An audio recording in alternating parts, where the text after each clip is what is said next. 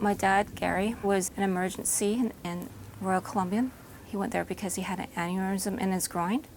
He was there quite a long time, a couple months, and he developed a bed sore. And I guess they sent him over to Langley. And then while in Langley, his bed sore got really worse. And I asked, why does he smell so bad? And they go, well, dear, he has a bed sore. And I go, well, get him up more. Get him out. They're the professionals. And instead of getting him up and moving him around, they put him into long-term care. He suffered severe neglect there at a place called Cedar Hill. He was septic. He was his whole back was black. You can see his spine. They finally did a skin graft on him back in emergency, fixed him up, sent him back to Cedar Hill. And then his legs started to get rotten.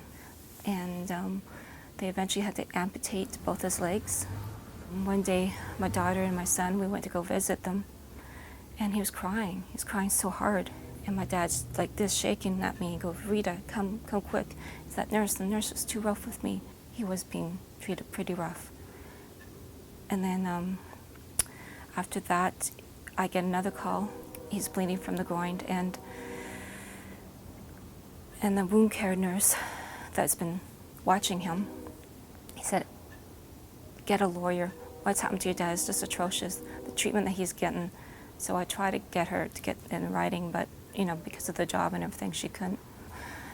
I finally got him out of that environment into another place where he was put on weight and he was doing great. And then I went on holidays, and it was during the worst heat wave we had. I think it was 42. The care home didn't have a fan or air conditioning, and my dad supposedly died of pneumonia, but we were first told it was a heat stroke. I went to go visit the people that were in his room with him, because we, talked to him, became friends. All 4 of them died. He suffered, he was starved, he was neglected, had bed sores beyond belief. He's one of the worst cases of senior abuse. And RCMP was disgusted how bad my dad was treated. And yet, had this happened in my home, I would have been arrested, but was in a care facility, protected, and they get away with it. Yeah, this needs to change.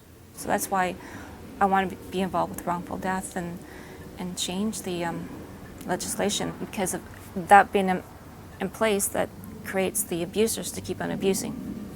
In my mind, the law protects them.